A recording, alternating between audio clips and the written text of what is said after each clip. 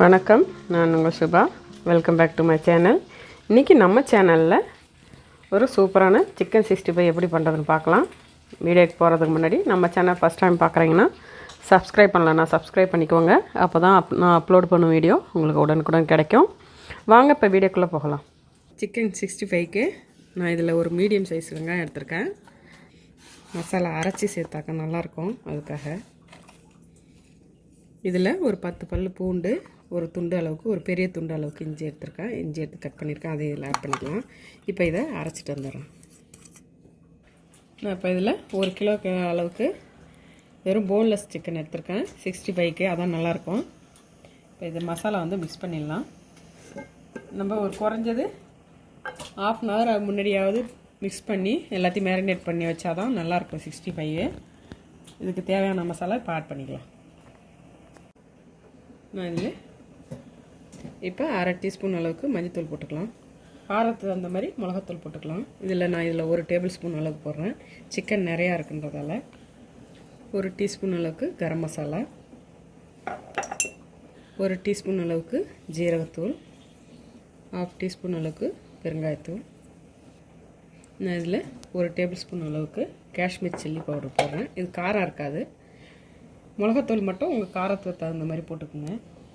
இந்த சிக்கனுக்கு தேவையான அளவு உப்பு போட்டுக்கலாம்.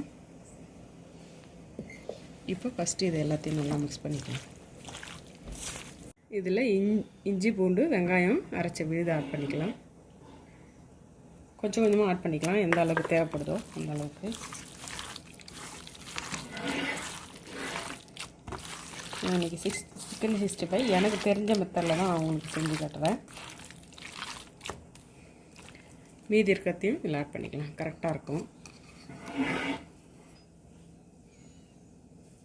1 டேபிள் ஸ்பூன் அளவுக்கு லெமன் ஜூஸ் ஊற்றிக்கலாம். இது டீஸ்பூனு, அதனால் நான் 2 டைம் ஊற்றுறேன். மசாலாலாம் நல்லா மிக்ஸ் பண்ணியாச்சு. கார்ன்ஃப்ளவர் மாவு போடலாம், 1.5 டேபிள் ஸ்பூன் அளவுக்கு. இது போட்டால் கொஞ்சம் கிறிஸ்பியாக இருக்கும், அதுக்காக. அதே அளவுக்கு அரிசி மாவும் சேர்த்துக்கிறேன் நான், 1 டேபிள் ஸ்பூன். இப்போ எல்லாத்தையும் நல்லா மிக்ஸ் பண்ணிக்கலாம்.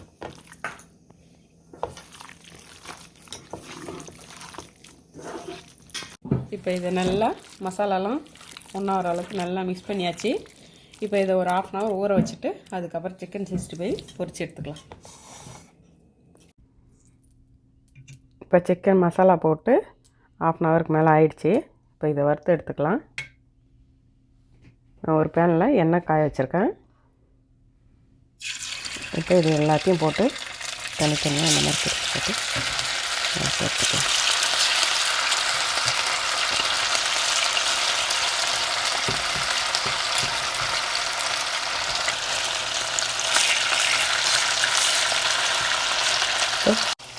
இப்போ இதில் எல்லாத்தையும் போட்டுட்டேன். இது மீடியம் ஃப்ளேமில் வச்சு நல்லா வேகட்டும். இப்போ எல்லாத்தையும் ஒரு சைடு வந்துடுச்சு, இன்னொரு சைடு எல்லாத்தையும் நல்லா திருப்பி விட்டுக்கலாம்.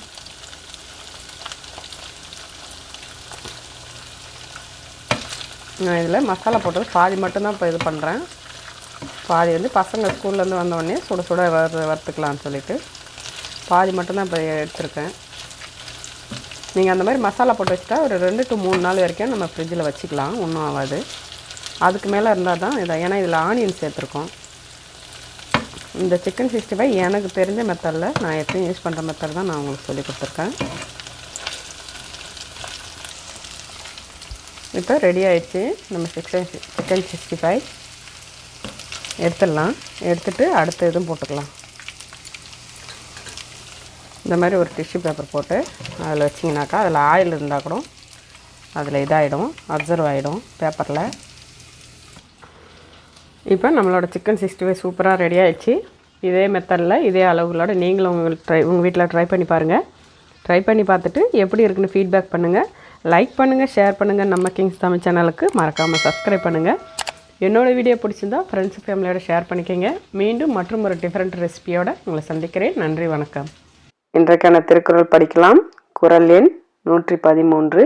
நன்றே தரினும் நடுவிகந்தாம் ஆக்கத்தை அன்றே ஒழிய விடல்.